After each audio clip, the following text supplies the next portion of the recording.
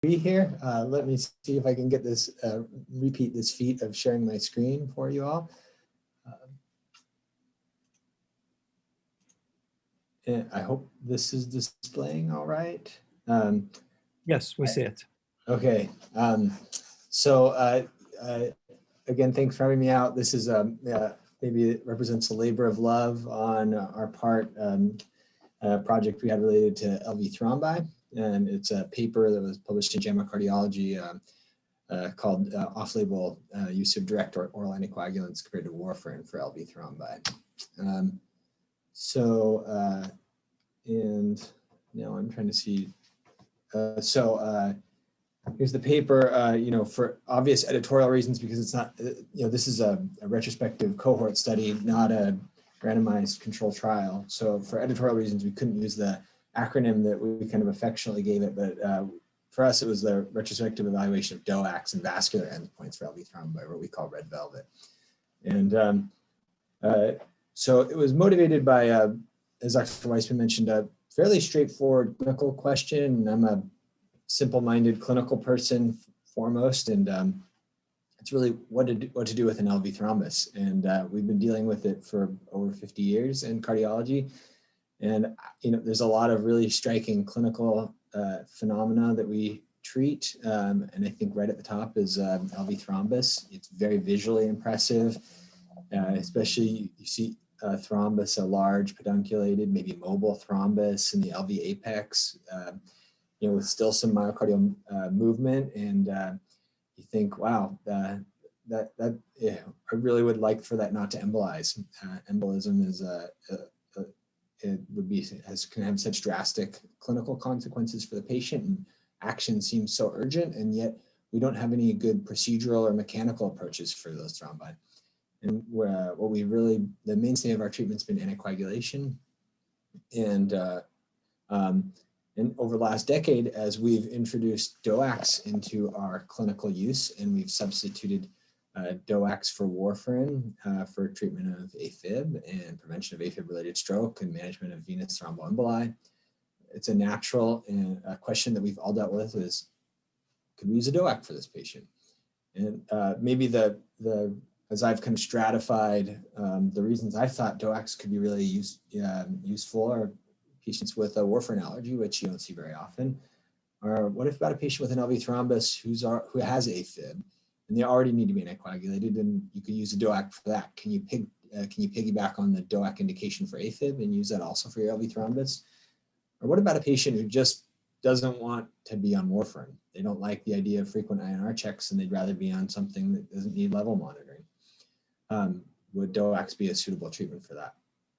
And I think autobiographically also, as I moved, I think time now from my vantage point now, I realize time is changing, but in addition to my geography, but as a resident training, nobody had anything but warfarin for oral anticoagulation for LV thrombi. And I switched institutions of fellowship, and everybody was getting DOACs. And I thought, oh my goodness, there's no trial evidence to support this. How can we be doing this? And yet patients seem to be doing okay. I didn't see, my own personal experience wasn't that there was a signal for poor outcomes for those patients. And I thought, well, maybe there's something to this. And if you can substitute DOACs for AFib and VTE, why not LV thrombi?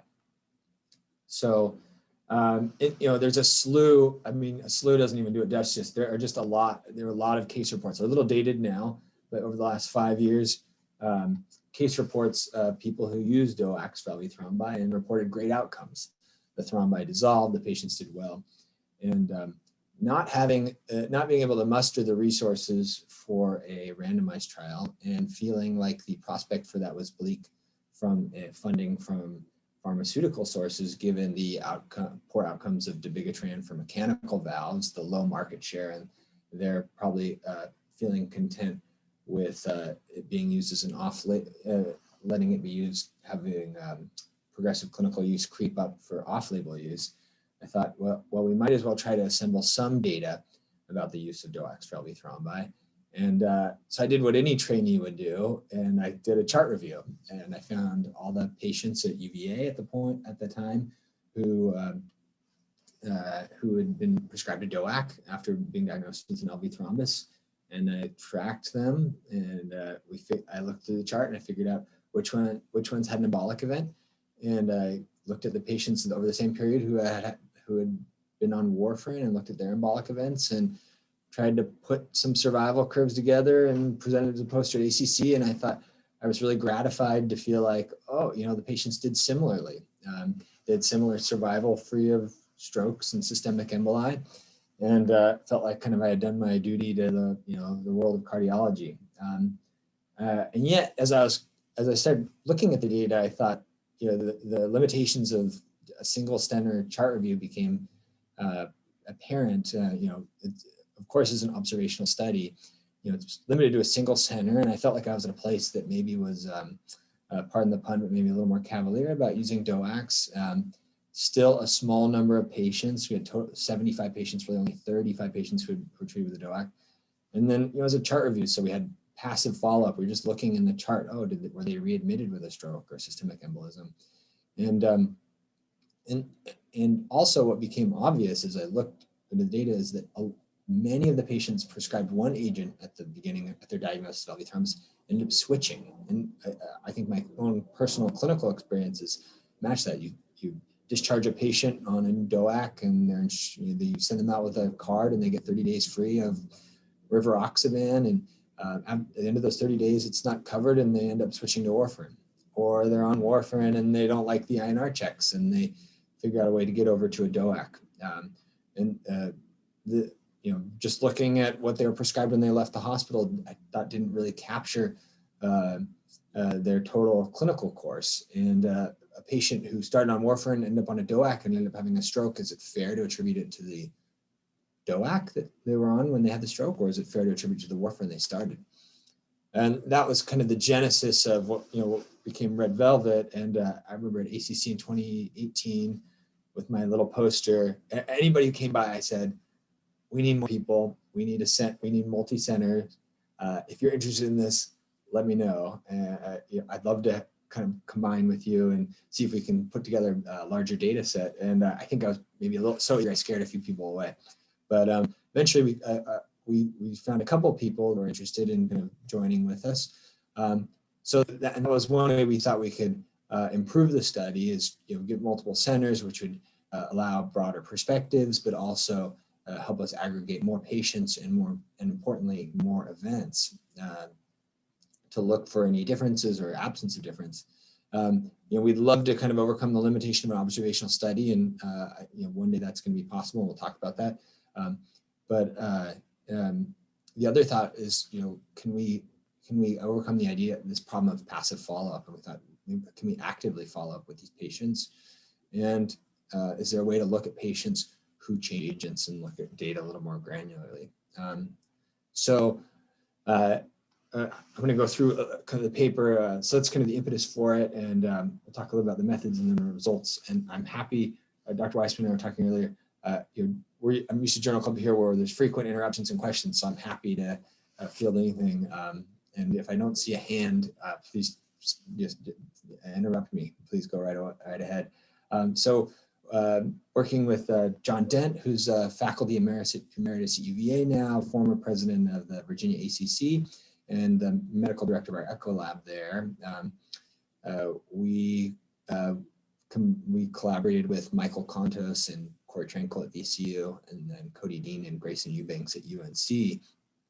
And what we did was we identified all adults who had echocardiographically diagnosed LV thrombi from 2013 up until when we concluded data collection in March of 2019. And 2013 was the year, October 2013 was about a year after the introduction of Apixaban. We felt like that was a fair time to allow for kind of a ramp up in clinical use. So we looked for clinically documented stroke or systemic embolism as our outcome of interest, feeling like that was the most clinically useful endpoint. And we censored patients after stroke or systemic embolism and so-called SSC, or any of the following censoring events. If they died, if they had a heart transplant, we felt like there probably wasn't much LV thrombus left in their body if the heart was taken out. Similarly, with an LVAD, or there are a few patients who had underwent surgical thrombectomy. We felt like those were definitive resolution events for the LV thrombi. And anybody who had an obvious event in the medical record, we counted as such, and they completed their follow-up. But anyone without an obvious clinical event or a censoring event was contacted by phone. And there were some patients we couldn't contact by phone, the phone numbers changed. And so they were followed, quote unquote, up to the most recent of either last hospital discharge or cardiology or a PCP outpatient visit. And so our baseline characteristics, which we'll look at in a second, were compared with one-way ANOVA for continuous variables and chi-square for categorical variables. And we used Cox proportional hazards regression to look at calculate hazard ratios for the risk of SSE. And our effort to look at the dynamic change in oral anticoagulation switching between agents rested on the use, on the evaluation of anticoagulation as what we call time-dependent covariate, and which I'll talk about in a second. And then we used Cox proportional hazards regression to identify any potential factors that were associated with an increased risk of SSE. And then we had a fairly liberal initial criterion where any variables with a p less than 0.1 on initial evaluation were included in a stepwise multivariable model. And then those variables in the anything in the multivariable model with a p less than 0.05 was included, where they were considered to be statistically or significantly associated with the risk of SSE. So this time-dependent covariates analysis was really, I think, let me explain it. So, in typical Cox modeling, there's a baseline covariate that conveys risk over a period of follow-up, and then that's supposed to be even over the entire period.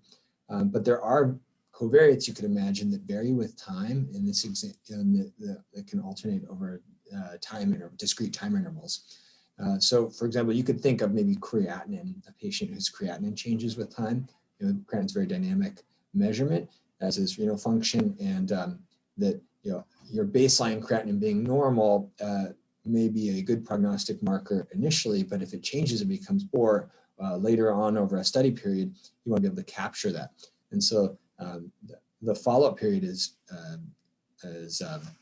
cut up into discrete portions, and the covariate is evaluated over those portions, and then and you're able to allow for a determination of its correlation with whatever hazard ratio you're looking at. And I think most people use this time-dependent covariates analysis to overcome the problem of so-called time immortal or immortal time bias. The classic study is a Stanford heart transplant study from the 70s, where retrospective analysis suggested that patients who underwent heart transplant lived longer than other patients with end-stage heart failure, but those patients had to live from their diagnosis of heart failure until they had a transplant in order to, and for that time they effectively were immortal, the transplant group. And so accounting for that immortal time, or just discounting that as part of their transplant survival, actually the initial studies suggested that actually that caused the apparent benefit of a transplant to disappear. And I thought elegantly, more recently, this has been done in a study of medical versus surgical therapy for severe tricuspid regurgitation. Similarly, if you have surgical repair of your tricuspid regurgitation, you have to actually live from your diagnosis of severe TR to the time of surgery. And so if you count for that time period, the apparent difference between surgery and medical therapy disappears in this analysis here from Jack a couple of years ago. But we used it for a different purpose, and this is in this theoretical example of a patient who's on warfarin for a period of time and switches to a DOAC, and then switches back. So the covariate being your anticoagulant.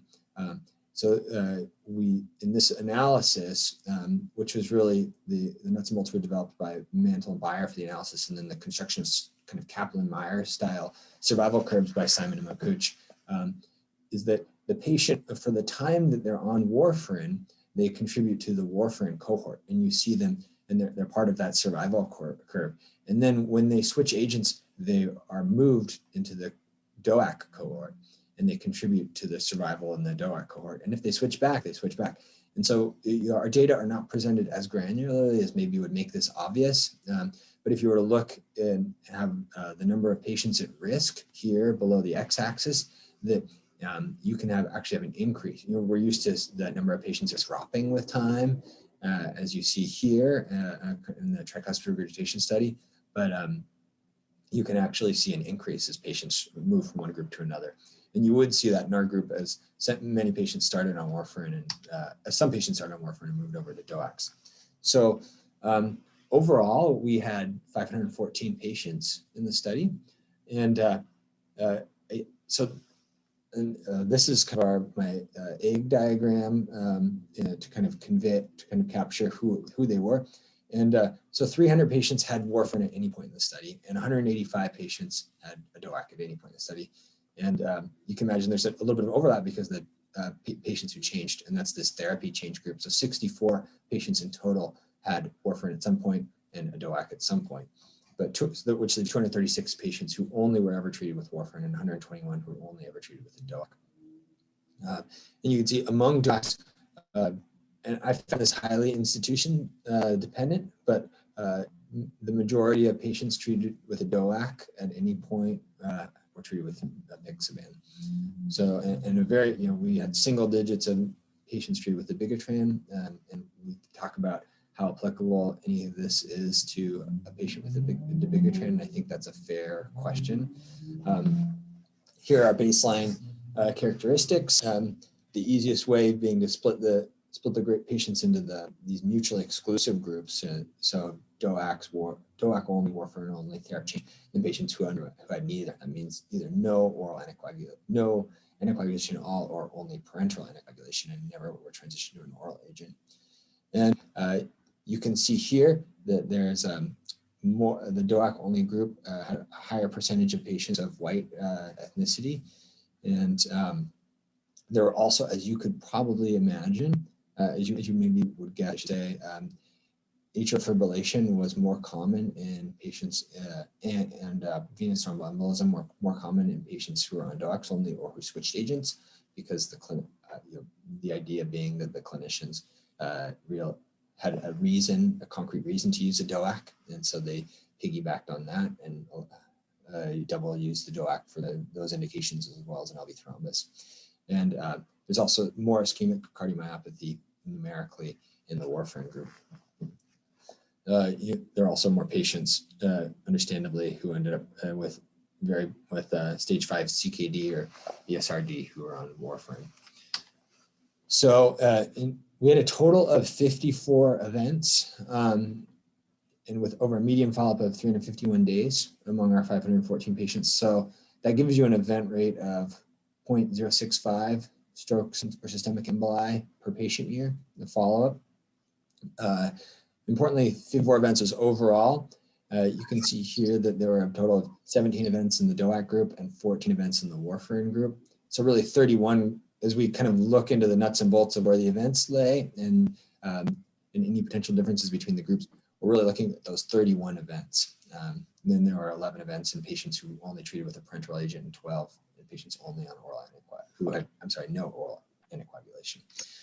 We tracked deaths also, and then bleeding events. And bleeding events were defined as events requiring cessation in anticoagulation of any type.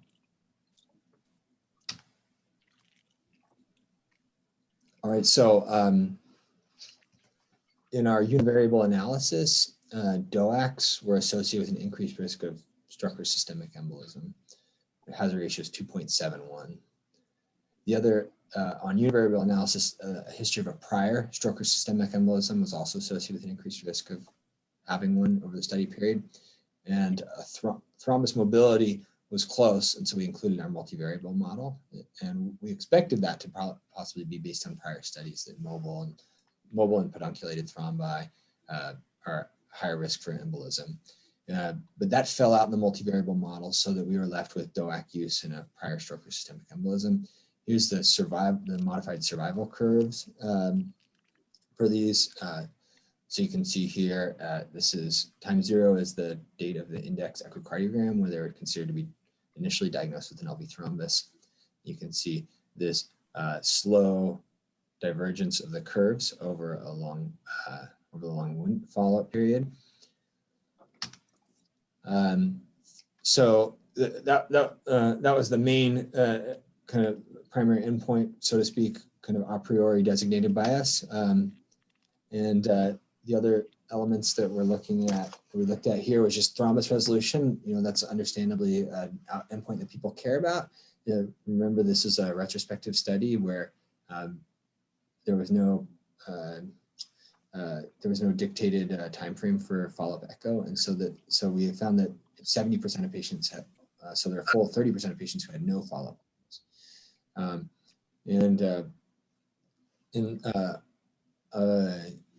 In overall, we saw thrombus resolution in 231 patients, the majority of patients, and we have them broken down here. So patients who were never treated with, who never treated with an anticoagulant had experienced echo resolution of their thrombus.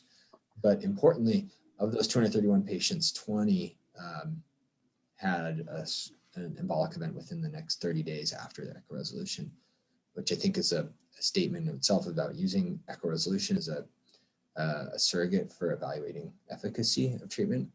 And our analysis, oral anticoagulation wasn't associated with the probability of thrombus resolution. So DOAC has a ratio for DOACs, has a ratio of echo resolution was 1.08. So we were surprised by the results of the analysis. And so we performed several post hoc analyses, most of which were done prior to submission, and some of which were at the request. Yeah.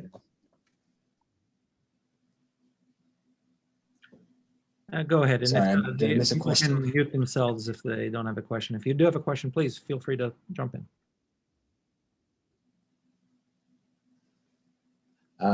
So I think what I wrote here is kind of what I thought about in practical terms, what the concern was about the potential confounders or the problems with our analysis and the way that we attempted to address them.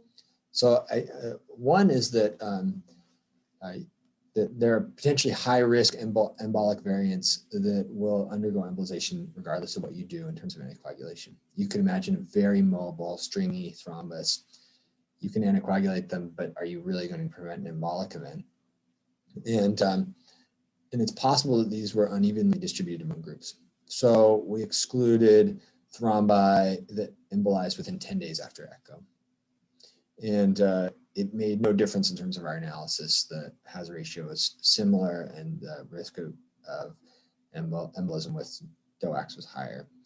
And importantly also, the survival curves look a little different than we're used to seeing, and especially in where they diverge somewhat late over the follow-up period. And anticoagulation is typically something done early. It's a kind of a 3-month is the typical window in the US guidelines, the most recent ACS guidelines by ACCHA.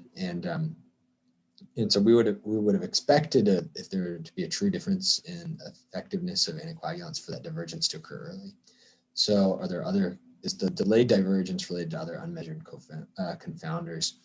And so what we did is a landmark analysis at 3 months in accordance with the US guidelines. The European guidelines are 6 months. And so we looked at only the events that occurred within the 3 months. And we had 5 events. So there were only, in the first 3 months, there were 9 total events. And there were 5 events that occurred on DOAC and 4 events with Warfarin. Similar point estimate for the risk, for increased risk with DOACs, but not statistically significant, which you may expect with only 9 events. And then looking at the other side of that coin, looking at the follow-up period after 3 months until the end of follow-up, essentially that left 22 emboli, and with a similar, and this time significant risk, increased risk with DOACs. So has a ratio of 2.88. So, but is that the end of the story? So, well, maybe late events are still driving that delayed divergence of the curves. So we censored all events after a year. And that left us with 15 events. So that's 9 events with DOAC, 6 events with Warfarin, still with an increased risk of emboli with DOACs. And then and then what about, we talked about high risk early embolization.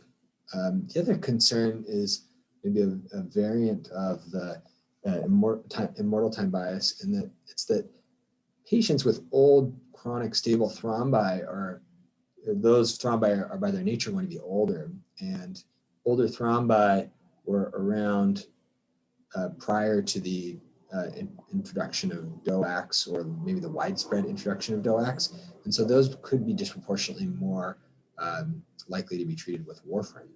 And so we tried to get rid of that end of the tail, and we censored all patients after the third quartile follow-up. And that left us with 14 events, or I'm sorry, 23 events, and still there was a higher risk of embolic events with DOACs.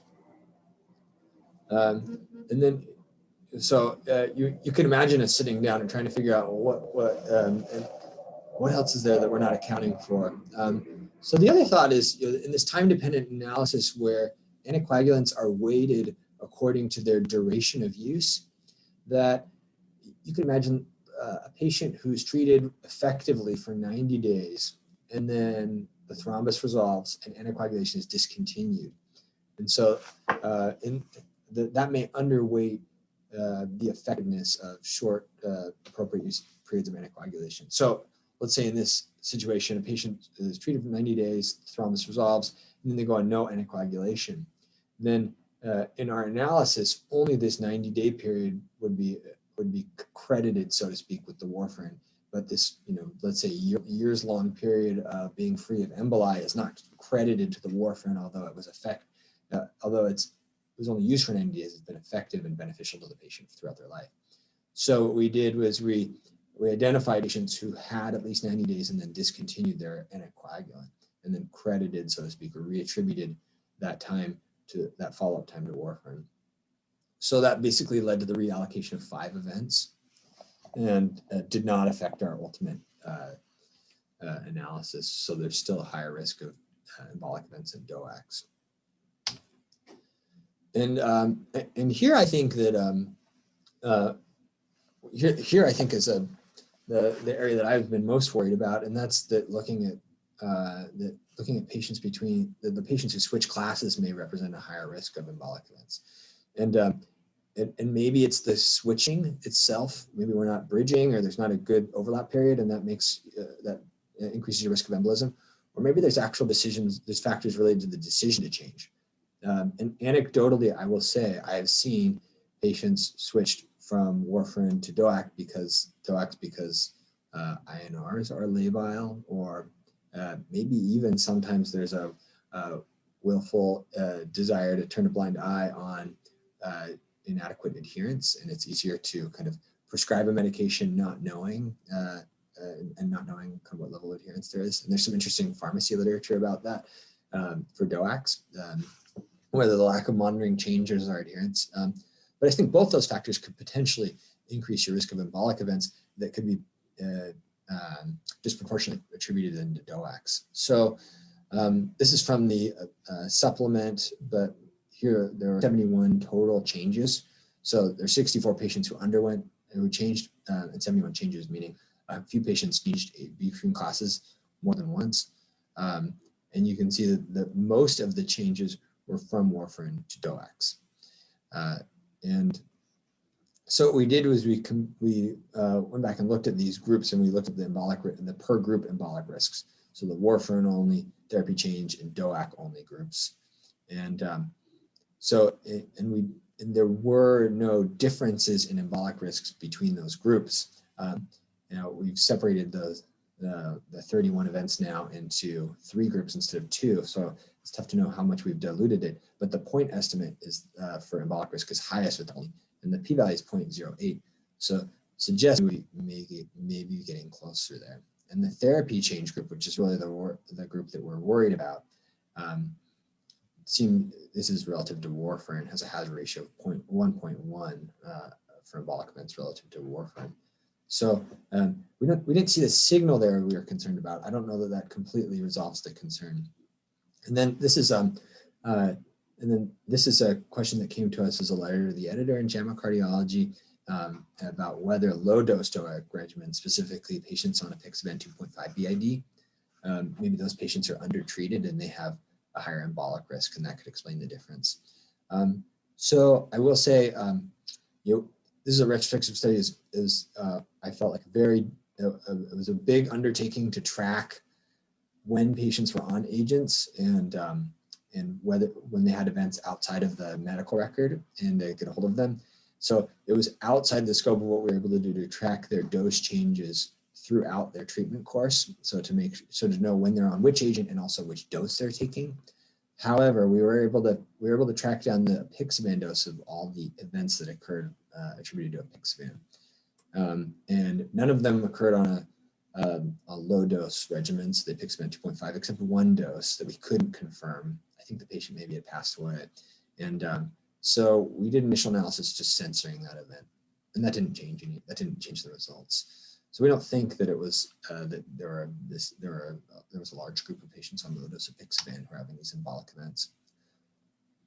So I think the chief findings, the chief takeaways that I had from this is that in this, with all of its caveats, retrospective, multi-center, observational study, that treatment with DOACs was associated with an increased risk of embolic events compared to warfarin.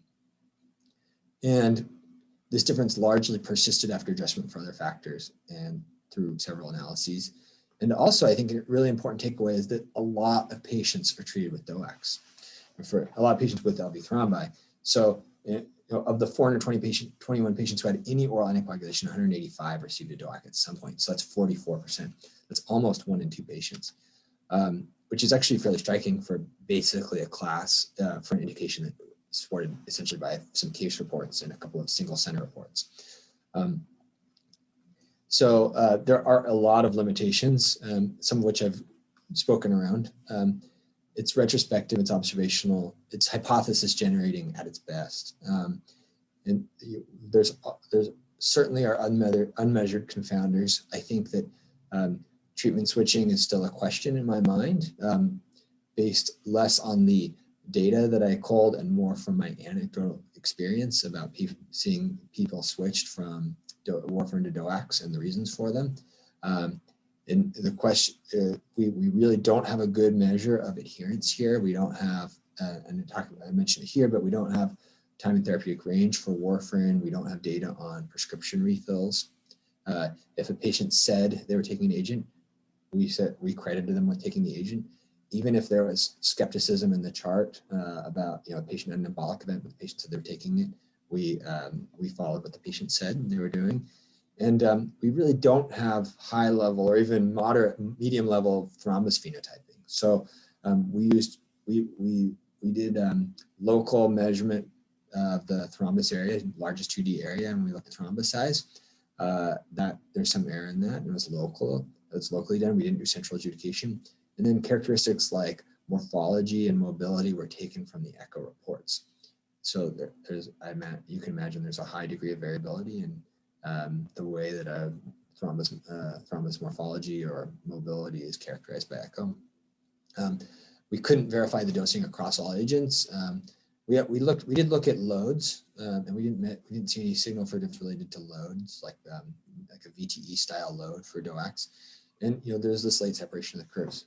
It's very difficult to say whether that's actually related to actually related to a true difference between treatments. And then this is just me reminding us of our landmark analyses. And so the curves do separate late, but the magnitude, if you look at this landmark analysis after 3 months, the magnitude, the point estimate for the difference is actually fairly similar, 2.33 to 2.88. So I don't know that I don't know that the difference appears to be late. I think there's just this consistent difference that's coming out, and then we have enough events late so that we capture it later on the curve. I think I think there are a few strengths to the study.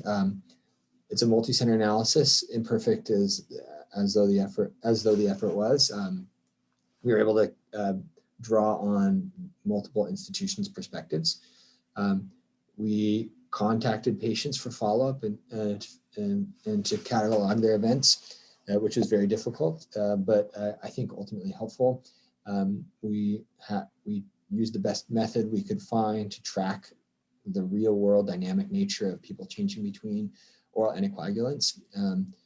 And I will say I think I've seen 2 meta-analyses since then that try to incorporate our data and some other single center studies. And I don't, and I think that they're really unable to, our data is very different because of the time-dependent covariates analysis, but we included the initial anticoagulant of choice. And so that's basically what everyone else uses.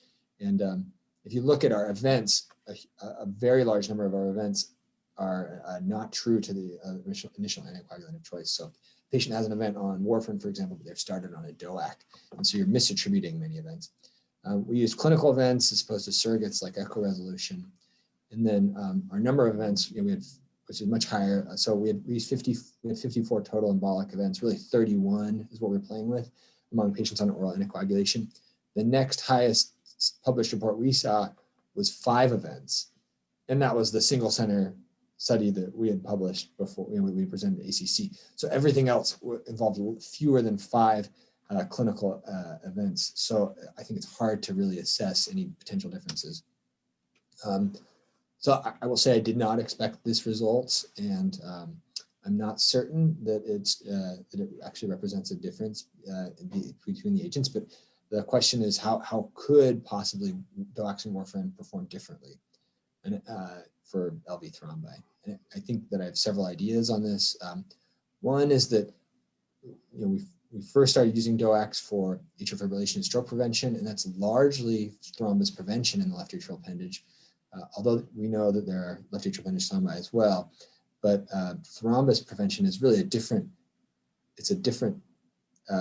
feat that we're trying to accomplish than embolus prevention. So then having an existing thrombus in a cardiac chamber that you're trying to prevent embolization. And there actually, to my knowledge, there are no head-to-head trials of even left atrial appendage thrombi comparing embolic rates on warfarin versus DOACs. There are very interesting studies on thrombus resolution and really promising, but not actually looking at that endpoint. And then thrombi are thrombi, but they're actually very different clinical entities. So venous thrombi and venous thromboemboli are not the same in terms of their pathogenesis, thrombogenesis, embolic potential, clinical sequelae as left atrial appendage thrombi, which are different than LV thrombi, which are probably fairly heterogeneous themselves. An ischemic cardiomyopathy with a subendocardial infarct with clear endocardial changes is going to have a different thrombogenic mechanism and probably different anticoagulation responsiveness compared to a dilated non-ischemic cardiomyopathy, which may or may not, for example, in a non-compacted LV, which may or may not be different than stasis-related layered thrombus in a left atrial appendage. And I don't think that we really have a very thorough understanding of exactly the interplay between anticoagulation, which isn't thrombolytic, and thrombus and the way that they respond. And you can imagine some serpiginous thrombi that maybe their embolization could be hastened by a particularly effective anticoagulant. And is LV thrombus, does the presence of an LV thrombus signify a higher thrombotic or embolic risk? So the way that atrial fibrillation is a marker of atrial myopathy and embolic risk that maybe is broader than just the electrical presence of atrial fibrillation subsequently. And maybe that's, there's a differential responsiveness to oral anticoagulation. I think all those potentially could play a role. And there's always the question of how and whether this affects management. And I think that I love turning to Twitter with its takes. And these are some of my favorite tweets about the article. Some, I think, wholly inappropriate tweets that probably don't capture the hypothesis generating nature of a retrospective study, but warfarin's better than DOACs. DOACs are inferior to warfarin. Let's stick to warfarin.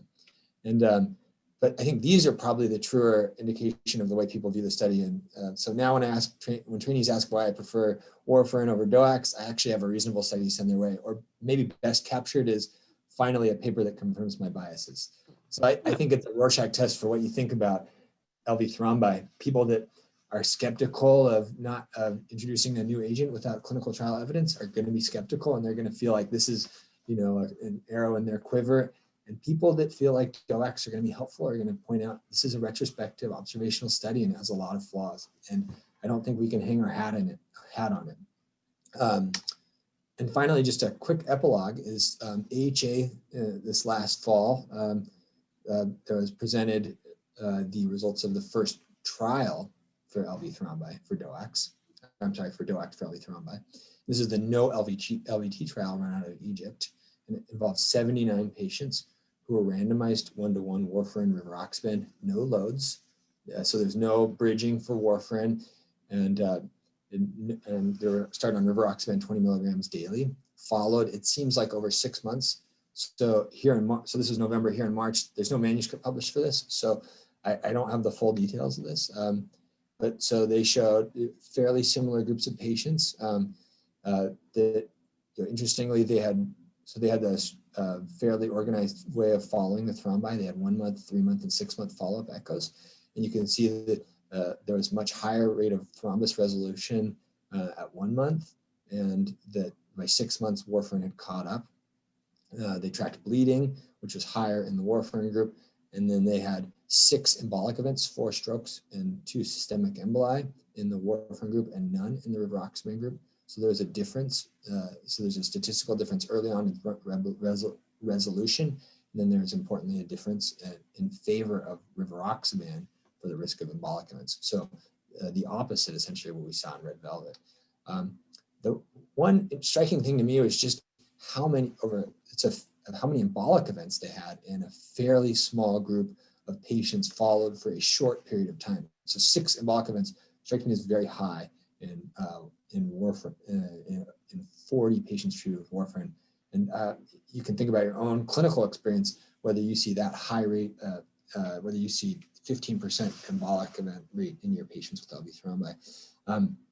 And so, my back of the envelope calculations is, in 6 events over 79 total patients over 6 month follow-ups, that's 39.5 patient years. So that gives them an event rate of 0.15 events per patient year, which is essentially double what we had overall in Red Velvet, and lower in the actual oral we actually had lower event rates in the oral anticoagulation arm. So a higher event rate, and maybe it's related to the lack of bridging for the warfarin. It's tough to say. I think this is a very important study. I'm excited to see the full manuscript and to get a little better sense of it. But so that's kind of the Red Velvet in a flash. I'm happy to take any questions or if there's any interest in it. I appreciate you listening to me, at least. Thanks, Austin. That was great. And as I said, when I first saw the study, I really liked it. It's sort of an investigator scratching their own itch, and it's an important question that didn't really have randomized controlled trials. I wasn't aware of that abstract that you said, but in the end of the day, 80 patients, when you think about the AFib studies, right, that were run, those were thousands of patients. We'll see. As you said, retrospective, all the limitations, but I very much enjoyed your sort of walkthrough of how you guys thought about all of these things. And it just, again, shows how difficult this stuff really is, right? I mean, you sort of wake up in the morning or meet somebody at an ACC poster and you say, oh, this seems obvious. We should do it. Sounds like a breeze. But the actual work that it takes to do this is something else. So I appreciated that. The floor is open, and Bill, I saw your hand up. Yeah. So it was a wonderful talk. And I really like your ability as a clinician to get at the epidemiologic principles that lie behind a study like this. Clinicians tend to think that the only thing they have to account for in observational studies is confounding, but it's not true. You also have to consider misclassification, and you have to consider exposure. And you considered all 3, which is very nice. In particular, you looked at immortal time bias. And what's amazing to me still is that the literature remains full of observational studies that make no attempt to account for immortal time bias, which you looked at quite carefully. But let me return to the clinician's favorite, which is confounding. And did you do a sensitivity analysis to see if you could explain your results by an unmeasured confounder? And how likely is there to be a or a group of unmeasured confounders that explain your results? And then I'll give my take on that as well. We didn't perform any sensitivity analysis beyond what I've shown here. I'd love to hear your take, and yeah, I'd love to hear your kind of what you think how we could have addressed that better. Yeah, there are approaches in the literature. If you look at the paper I published in the New England Journal on cabbage versus PTCA, BCI, you will see we use the method of Lin to look at that. So just take a look at that paper. It's very easy to apply that method. You might want to do that. How likely is it? And the answer is, given what I've seen so far, unlikely. And the reason is, once you start seeing hazard ratios in the 2 to 5, sometimes depending on exactly what you did, up to 3, it becomes unlikely. So possible, but less likely. Now, what you'll see is people say, well, we did multivariable analysis and we still found a hazard ratio of 1:4. Could that be explained? Sure, easily. But once you start getting up to 2.5, it starts to become difficult. You'd have to have a confounder that was very different between the two groups and a strong predictor of outcome for that to happen. Thank you, Dr. Weintraub. I didn't know you'd be here on this. Great, incredible to have you on here on this. I didn't know someone like, yeah, seen your name a lot.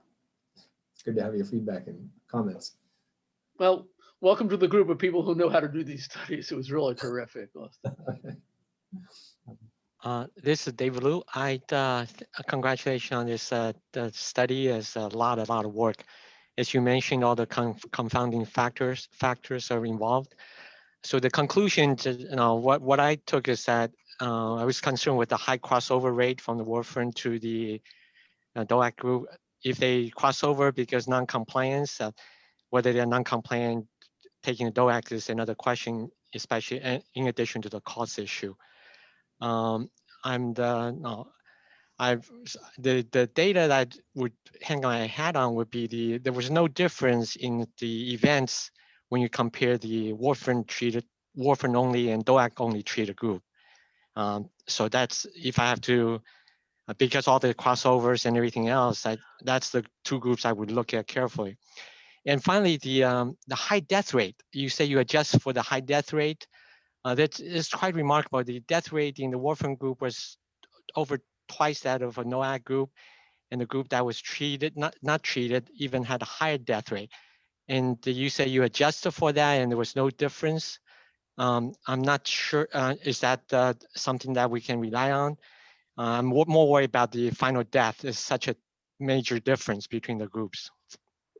Yeah, thanks for mentioning that. Maybe I can talk about the death rate and then come back to what you to your first comment. So let me show you the events. So you're right. There were more than twice as many deaths. The death rate wasn't higher actually in the warfarin group. You can imagine that the total follow-up time is higher. There are more patients treated with warfarin and over longer periods of time. I don't have the numbers in front of me, but there was actually no difference in the rate of death between the groups. But you make a great point that there's this competing risk of dying that's very relevant to patients who have cardiomyopathies and LV thrombi.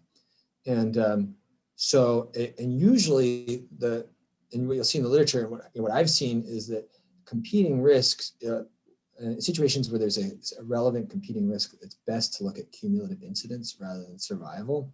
And the problem is there's not a really well-vetted technique that we kind of were able to uncover for looking at cumulative incidence in a time-dependent covariates analysis. And the statistical literature is that if you try it, it actually produces paradoxical results. This subdistribution hazards approach. So what we did is we incrementally looked at the risk of death, isolated, and then the risk of embolic events isolated, and then the two of them together. And So if you pool so basically the risk of embolic events is higher. The risk of death is not different. And then if you pool them, there still remains a difference, although smaller. And that's in the supplement, which I believe I have here. I think I'm sharing the wrong screen, but so I won't make you go through the, it's figure, I guess it's the only figure in the supplement is the combined risk of death. And then I'm sorry, Dr. Liu, could you remind me of your first comment? I got lost in the death discussion. The first comment I was about the high crossover rate and whether the people who took the warfarin, they cross over because non-compliance, and whether they are also non-compliant when they went to the DOAC group. Yes, I think that's a great concern, and that's top of my mind. I think, you're essentially, I worry that people are essentially sweeping non-adherence under the rug by moving people from warfarin to DOAC. You made the comment about how if you look at the exclusive groups, there's no difference. So that's this analysis here, where we looked at warfarin only compared to DOAC only therapy change, and we don't see a statistically significant difference. We do see a trend towards it. I don't have the raw numbers of events, but I wonder how many more. So this is fairly close looking at the DOAC only, and we don't see the therapy change. We don't see quite as strong a signal for the therapy change. It looks, the hazard ratio is fairly close to the warfarin only group, but I think certainly a concern. If there's a smoking gun here, I think it's adherence. It's the poor adherence in patients who are switching between groups is what I worry. Thank you.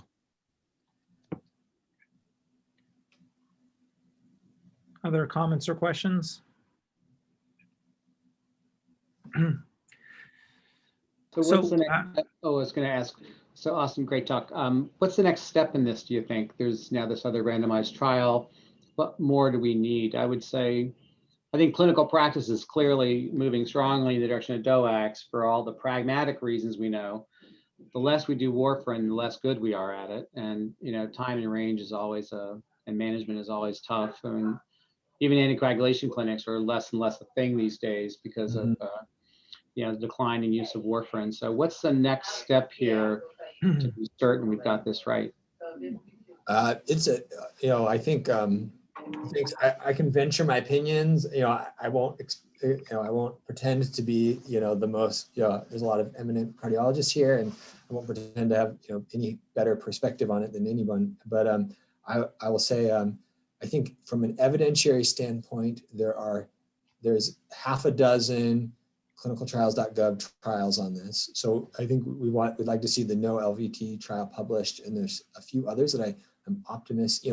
Obviously not everything on clinicaltrials.gov makes it, but I'm optimistic that one or two we'll see. I think if we see more than one clinical trial showing at least equipoise, I think that will be it. I think that will be the final kind of release of the floodgates. If they haven't already been released. And I think it makes so much sense because so much of our clinical inertia is kind of in that direction. We'll see. I don't know. And no one else has shown this signal of a difference. I think the other single center studies have since been shown. I think of a lot of important flaws, but there's nobody else who's shown this. So we'll see. I think we'll get a sense of kind of in the year. I think maybe. I'll mention that I just threw as a poll real quick. What would you do now that you've seen the presentation of this trial and heard the data? Would you treat a patient with DOAC and VK? So please answer it if you have a chance. So far, I've got 36% DOAC and 64% vitamin K antagonist. I guess my last question, and it's not specifically for you, Austin, but for anybody there, maybe Bill and Alan and others. I mean, we have a million of these questions in clinical medicine every day, right?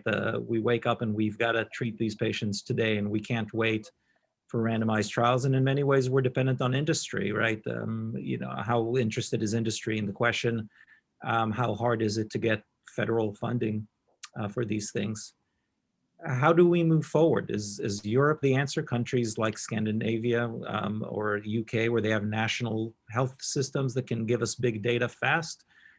Are we just slaves to randomized controlled trials? What do we do? We need more randomized trials, and we need to fund them. I mean, this question is still open, despite Austin's wonderful study. This question is still open, and you're right. There are lots of them. What I say is that medical care is expensive and research is cheap, and the difficulty of getting trials through the NIH currently is ridiculous. Ron Waxman and I have been planning the R&R trial now for over 2.5 years. We're not done. What we have to do to get this through is absurd, and that's a function of funding.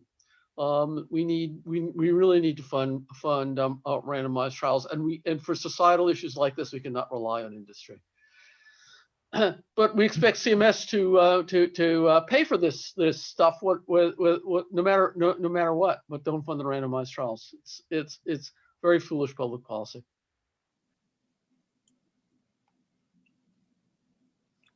Well, thanks. You can see, I don't know how it's showing up on your side. I hope you see it. So Austin, you win 71% VKA and 29% DOAC. Thanks so much. Really appreciate it. It was a very nice walkthrough of the topic, as well as how you try to get to answering these types of questions. Really appreciate your time today. Thanks for having me. It's been a pleasure. Take care. Bye, everybody.